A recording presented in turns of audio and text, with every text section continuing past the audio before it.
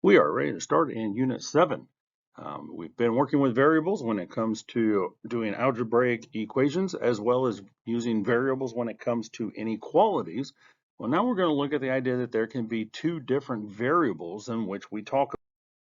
So as we get into the different types of variables, then we see that we have terminology of independent versus dependent. Now, hopefully those terms sound familiar because they are the same terms that we use in reading when it came to different clauses. When I have a complex sentence, I have a dependent clause with an independent clause. Same terminology and sometimes kind of leans towards being the same thing when it comes to math. But another way that you might see how independent is worded is referred to as the input. And basically what it is it's the variable that is being used inside of the math problem that is going to be standing on its own. I can plug in any number for it to do the math with it. The dependent variable has to depend on the math that's being done. It is often called the output. So it's going to be the answer. Look at the example in which they give you there in the center. Consider the following situation. At top speed, a cheetah can travel about 103 feet every second. The total distance traveled at top speed, t, is equal to 103 times the number of seconds, which is your s. So your independent variable is going to be what I'm doing my work with. So I know that I have my number of seconds that I'm going to run, and that I can have a top speed of 103 times the number of seconds that I'm running. My dependent variable, therefore, is going to be my answer. It's the total distance that I could be running. Another example that they give you, it says, suppose that Jada earns $5 per hour for babysitting. The total amount that she earns, A, is equal to, and then they tell you 5 times the hours, H, that she babysits. So hopefully you can get a visual there as we go through what the independent versus the dependent variable is. So once again, the independent is the math that's being done. The dependent is going to be my answer, or in this case, the total amount.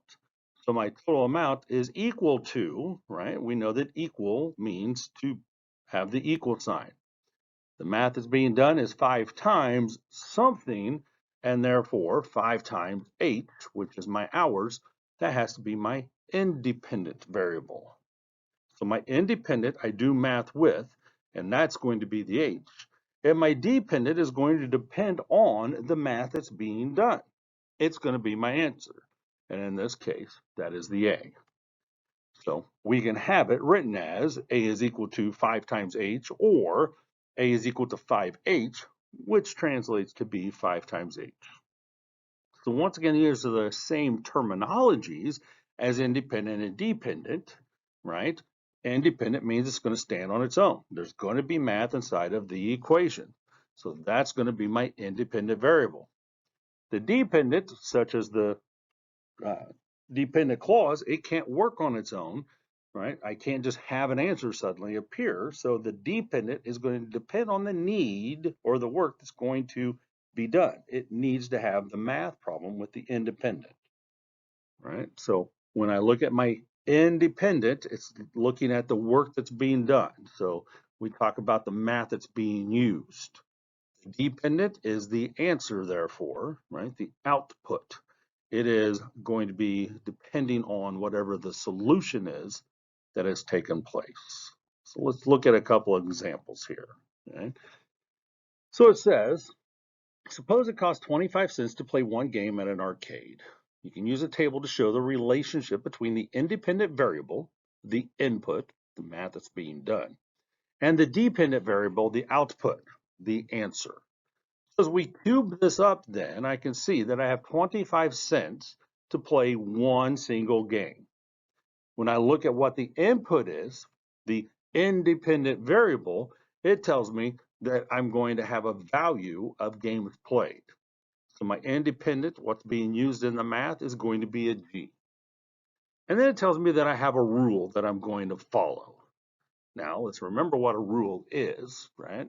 We had rules earlier on when we were plotting things on a coordinate grid. The rule is just simply the algebra or the math problem that is repeated every single time. So when I see the rule that it is 25 cents times G, that would be repeated every single time, no matter how many I would represent G with. The output then, when I'm doing the math over and over and over again, and I know that it's multiplication because 25 touching G is a coefficient touching a variable. And therefore, I know that I have to multiply each and every time depending on how many I use in the arcade. So when I look at the output, then that's going to be my answer, right? And they tell me that my total, my output, it's going to be represented with a C. That stands for cost. So when I do the math and I plug it in, as you can see in the center column, then I simply find what my output is. What is my answer if my input, my independent variable, G, is multiplied by this number of games according to the rule at 25 cents per game. So if I multiply 25 cents times 5, then I get 1.25. Now, since it is money, we should have a label on it when we multiply, even though they don't. When I want to have 10 games instead, I simply multiply 0.25 by 10. That's going to be $2.50.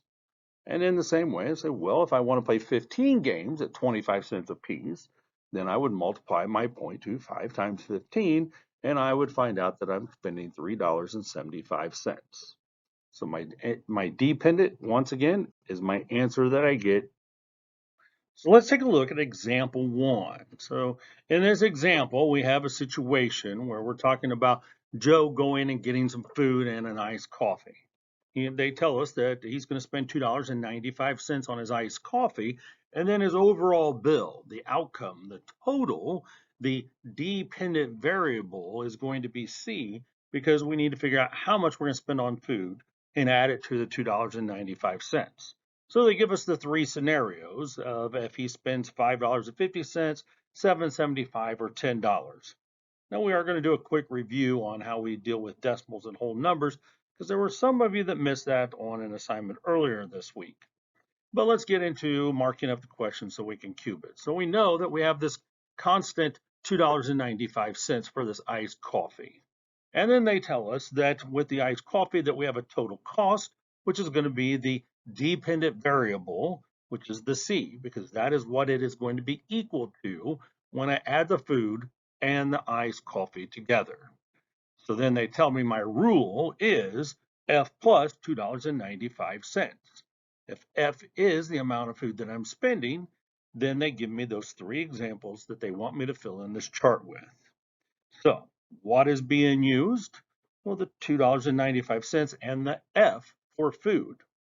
The dependent, once again, is the answer. It's what we end up with. It depends on the math that's being done inside the problem. So C, for the total cost, is going to be my output or my answer, my dependent variable. So I just simply take my rule and I plug in the amounts that they give me, making sure that we understand how we stack decimals in a math problem. As I said, we're going to review that because there were some of you that missed that earlier this week. So when I have a decimal and a decimal, then I'm going to stack them according to the decimals, making sure that the place values are lined up. And then before I add them, I bring down my decimal, and then I add from right to left. So I have 0 and 5, which is 5, and 9 and 5, which is 14, carry my 1. And then 1 and 5 is 6, plus 2 is 8. So when I add those together and I follow the rule, then I find out that he would spend $8.45. They say, well, what if you spend $7.75 on his food? Well, then I just simply plug the 775 into the rule where I keep adding that constant of $2.95. So I line up my decimals as 775 and 295, making sure my place values are in the right positions. I bring down my decimal, and then once again I add from right to left. 5 and 5 is 10, carry my addition of 1. 7 and 9 is 16 plus 1 is 17, carry my addition of 1. And then 7, 2, and 1 is 10. So I find out if I spend $7.75 on the food and $2.95 on the drink, that I get $10.70 as my bill. Now, lining up the decimals, what I want to do is I want to pause here for just a moment and remember what happens when I have a whole number and a decimal. So I know that if I plug in 10 for the F in my formula, if I add it like this, where the 10 is on top and I don't have decimals lined up, or as some others did, they stacked it where the decimal number was on top and they slid the 10 all the way over to the right, I'm never going to get the right answer. That is not what we do. We must remember that if I have a whole number, I stack whole numbers. Decimals get stacked with decimals. So if I have a decimal and a whole number, I have to add the decimal at the end and fill with it however many zeros are needed to hold this place value. So if I have the 10.00 lined up with the 2.95 according to decimals, and I bring that decimal down, then I can see that I get 5 and 0, which is 5, 9 and 0, which is 9, 2 and 0, which is 2, 1 and nothing is 1. So we would spend $12.95. All right, so each of those bills can be plugged in to the overall rule, and I can find those individual answers. All right. So let's take a look at the check. I'll go through it real quick, and then I want you to try it on your own and pause the video and see how you do. It says that a grocery store charges $2.50 per gallon of fruit punch. The total cost, C, once again my answer, my dependent variable, of G gallons of fruit punch, so I don't know how many I'm going to buy, is equal to $2.5 times G, or $2.50 times G. So the rule of 2.5G, make a table using the rule to find it. So using that information, I want you to solve it. Make sure you pause, come back and check. All right, so let's see how you did. Hopefully you paused it and you have your answers, and we're going to see how we do. So when I look at my information that I'm given, I know it's $2.50 per gallon. That's a constant. I know that my total cost is going to be C, so my output, my dependent variable, is going to be shown with a C. That's all the way over to the right in my chart. And then when I look at my rule, then I can see that it's 2.5G, and we know, once again, anytime I have a coefficient and a variable, so a number touching a letter, that represents multiplication. So when I go to multiply them, I have to figure out what I'm going to multiply by. And they tell me, well, I'm going to plug in for G, 1, and then 2, and then 3 to see what my total cost is. So hopefully you found this one pretty easy because it's just doing the math to find the answer. If you take 2.5 times 1, well, that just gave you 2.5. But we're dealing with money, right? So if we're dealing with money, we know we have to change that over into a money format. So that should be changed over to $2.50. Then I'm going to take the 2 and I'm going to plug it in for the G in my rule. And I have 2.5 times 2. And when I have 2.5 times 2, then I end up with 2 times 5, which is 10, carry my 1. 2 times 2 is 4 plus 1. That gives me 5. Now, it's not $50, right? Because I have to remember when I'm multiplying decimals, I do the math, and then I count decimal spaces. There's one decimal space, so I'm simply going to move the decimal from right to left one time. So I see that it's 5.0, or translated into money, $5. And then the last one you should have taken, the 2.5 times 3, and 2.5 times 3, 3 times 5 is 15, carry the 1, 2 times 3 is 6 plus 1 is 7, not $75, right? Multiplying decimals, count decimal spaces, move it from right to left that many times. So 7.5 is actually $7.50. So how'd you do? Ready to move on? All right, so let's look at it when it's given to us in a different format, right? So a different format, we have this set up where we're going to play a game for 25 cents, right? That should sound familiar. And then we're going to have a total cost, which is going to be a C. And we have our columns of what is our dependent versus our independent and how we're going to solve our problem. Thing is we've been told our input and the rule to find our output each and every time. But now I'm finding my output with the rule to figure out what my input is. So how are we going to do that? Well, if my rule is 0.25 times G, as we are indicating, and G is the number of games that is being played, then I'm just simply going to think about my fact families to solve for that input. What is the G going to be equal to, right? That's my independent variable. And I'm going to use my dependent variable, my output, my answer, in order to solve that. So when I think about my output values, which they've given to us in the story problem, but also listed in that far right column for output, then I think about just doing the math. So the rule is 0.25 times G, and that is equal to the value, the first value of 1.75. So just quick review, when I have this type of math problem, this is multiplication, right? Coefficient touching the variable. And since it's algebra, I'm going to do my opposite function. Then I'll do it on the opposite side. So I'm going to divide by 0.25. And that just cancels that out and gives me G all by itself, which is what I need. Then I do it on the opposite side. Top number always goes inside the division box. And just a reminder, as always, fractions are always division. Top one goes inside the box. I can't divide by a decimal, so I have to remember to do my over up, my OOU. I move it on the outside, however many times is needed to make it a whole number. Since it's 0.25, I have to move it 2 times. Therefore, I do it over on the inside the same number of times in the same direction. I moved it twice to the right on the outside. I have to move it twice to the right on the inside. Then the U tells me just to bring it up. Then I can divide. And when I think about quarters going into $1.75, I know there are 7 of them. Therefore, my 7 is going to be how many games I can play if I spend $1.75. All right, so I'm going to do the same thing, same setup. This time, if I spend $3. So when I look at the math problem for 3 and 425, then I still have the 0.25 times G. That's going to be equal to $3 this time.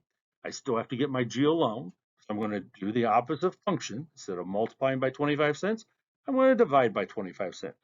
That cancels it out. It gives me my G alone, and that's what I'm looking for. So now I'm going to do it on the opposite side. Once again, top number goes inside the box. I can't divide by a decimal, so I have to do my OOU. I have to move it twice on the outside, which tells me I have to move it twice on the inside, and then I can bring it up. And how many quarters would go into $3? Well, 25 goes into 31, which with a 5 left over, and I bring my 0 down to the 5, and 25 goes into 50 twice. So I can see that if I spend $3 and it's 25 cents per game, that I played 12 games. So filling in with for G, I put it in both of those locations. The final one, same setup. However, it's going to be equal to $4.25. So I have to get G alone. I divide by 25 cents. I cancel it out. Then I do it on the opposite side. So I end up with 4.25 divided by 25 cents. Top number goes inside the box. I can't divide by a decimal, so I'm going to OOU. I move it to the right 2 times to make it a whole number. Therefore, I have to move it to the right 2 times on the inside and bring up the decimal. 25 will go into 42 one time with 17 left over. I bring down my 5, and when it comes to 175 cents with groupings of 25 cents, there's 7 quarters that go into $1.75. So I end up with 17, and 17 times the 25 cents would give me my $4.25. So it's just taking them and thinking about how math problems work, especially fact families of multiplication and division, when it comes to that particular problem. How would I rearrange them? Same question is going to happen here. How am I going to rearrange this? Well, if I know that I have each pizza, which is $6.75, then that has to be my constant. In order to find out how many pizzas I'm buying, then I'm going to go in reverse order.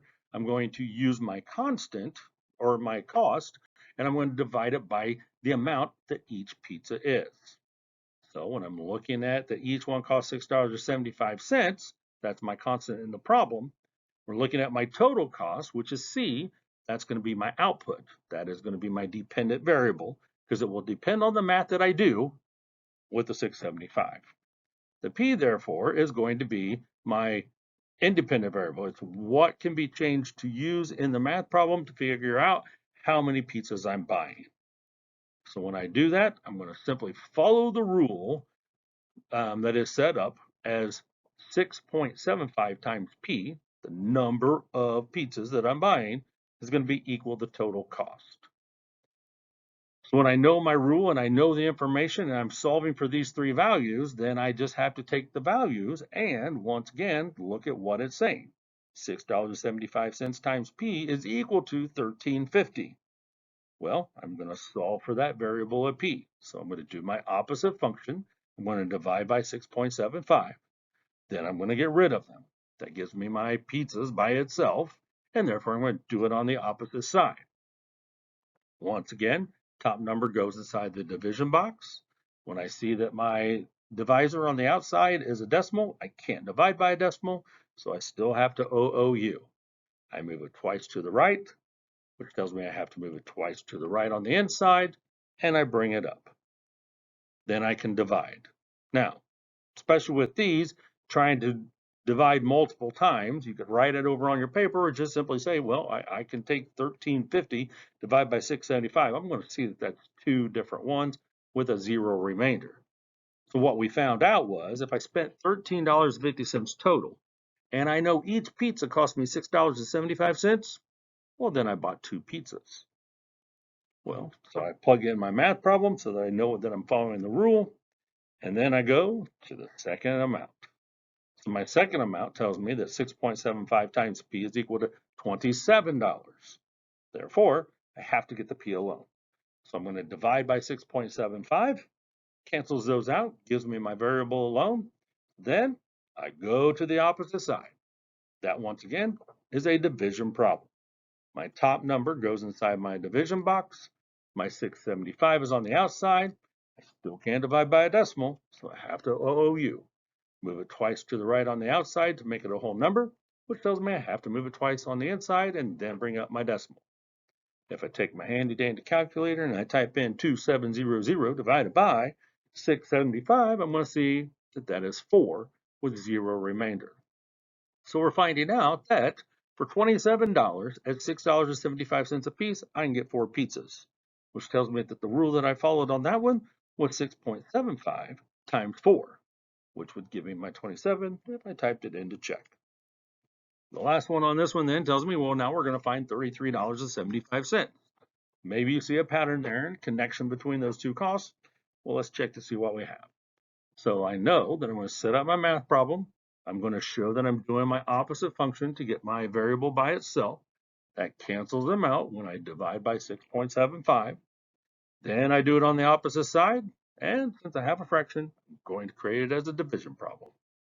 I'm dividing by a decimal, which I cannot do, so I have to move my decimal from left to right 2 times to make it a whole number, which tells me I have to move it 2 times to the right on the inside and raise up my decimal. And when I take $33.75 or 3,375 and divide it by 675 on my handy dandy calculator, then I see that I have 5. So we find out that we have 5 pizzas that are being purchased at $6.75 each, which is going to be my $33.75. How we doing? All right, so now let's break this question down because it can be confusing when I'm given different numbers and not just the input or the independent variable with the rule. So we're talking about somebody has 48 stickers, and we're talking about in the S column how many stickers each person can get. What I'm trying to find is my input, my independent variable, how many friends there are. So if I know that I have 48 stickers no matter what, and I know that we're going to say there are S stickers, how many stickers my friend gets, that if I take the number of stickers that I have and divide it by the number of stickers my friend gets, it'll tell me how many friends I had. So when I look at what information I'm given and I know that my output, my dependent variable, my answer is the 12, the 8, or the 6. So the F, how many friends there are, is what I'm looking for. That's my independent variable, right? So I have to figure out what my input is. When I'm doing that, then I have to look at what information they're telling me. And they're telling me that if 48 is divided by F, that'll give me my answer. So the rule 48 divided by F tells me how to solve for that. then I'm going to complete my table. Now, what happens is when I start looking at that rule and I have 48 divided by f is equal to 12, students start to get confused. Don't get confused. Let's just think about what that means.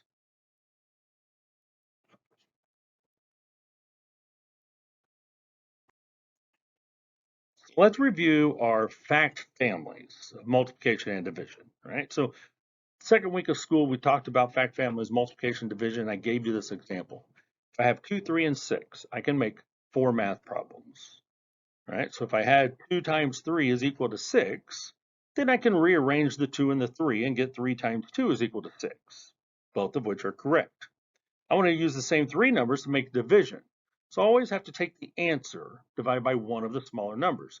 So 6 divided by 2 is equal to 3. And if I switch those bottom two, 6 divided by 3, it's equal to 2. So how does that help me with this problem? Well, let's think about what it's saying. So if we think about what that's saying with this math problem then, right? If I'm moving the 2 in the answer to rearrange the math problem, and I have 48 over f is equal to 12, then all I have to do is move the f and the 12. The 48 has to stay the same. It has to be my top number or my quotient, my answer. But instead of trying to do the opposite function on the opposite side with f and figuring out what I'm doing there, let's just move the f and the 12. So we end up with 48 divided by 12, and that is going to give me the f. So if I keep my 48, the quotient, where it belongs, and just flip the other two, then I know that is mathematically sound because it follows the fact family rules. And therefore, all I have to do is divide 48 by 12 for that first answer to figure out how many friends there are. And 12 will go into 48 4 times, because 4 times 12 is 48. So I know that in that first example, if each of my friends gets 12 stickers, that we had 4 friends. We know that because 48 divided by 4 is indeed 12. Well, I'm going to do the same thing and use that same setup, but instead of dividing by 12, I'm going to be dividing by 8 on the second one. So I still keep the 48 because that's how many stickers I have. And I'm going to divide by 8. And 48 divided by 8, well, I'm going to go and put it inside my division box. 8 goes into 48 6 times. Because 6 times 8 is 48. So if I know each of my friends gets 8 of my 48 stickers, then I know that I had 6 friends. So the rule that I used on that one was 48 divided by 6. And then I'm going to do the same thing when each of my friends only gets 6 stickers. I'm going to use the 48 divided by 6, and 48 divided by 6 is 8. So in that example, I know that I had 8 friends that time because 48 divided by 8 is indeed 6. All right, let's check out the next one. Sometimes it does get a little tricky. All right, so let's do one more together where it says, Katerina wants to take 4 friends to an amusement park for her birthday. The total cost C is equal to, so we have C is equal to, that's my final answer, right? That's my dependent variable, is equal to the admission rate represented by R, so that's my independent variable, right, times 5. And times, we know, means to multiply. So my rule that we have is either 5 times R or R times 5, whichever way works. So as I'm doing this then, I have an extra column. Well, that extra column to the far left is just identifying which parks I could possibly go to, depending on the next piece of information. If she can spend no more than $150. Well, what does that mean? Well, we just finished up in Unit 6 with inequalities. So what that means is that my C can be equal to or less than $150. If one of these parks costs more than $150, we can't afford to go there. So when I'm doing this, then I look at my rule. I have 5 times my R, and in the first example for Park A, they tell me my R is 30. And when I multiply 5 times 30, I get $150. When I go to Part B, it says, well, for the R, now we're going to plug in 35. So following the rule, 5 times 35, I have $175. And when I do the 40, 5 times 40 is $200. So the question is which amusement park or parks can they visit? Well, remember, I can only spend $150 or less. That's why it's pointing to the C. And there's only one that I can possibly go to. So they can only afford to go to Park A.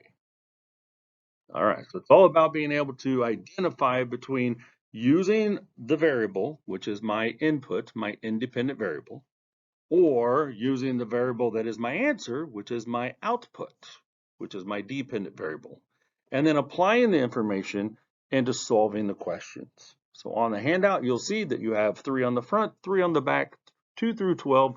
You're doing the evens, and it is due first thing in the morning on the next day of school. Ask questions if you have them.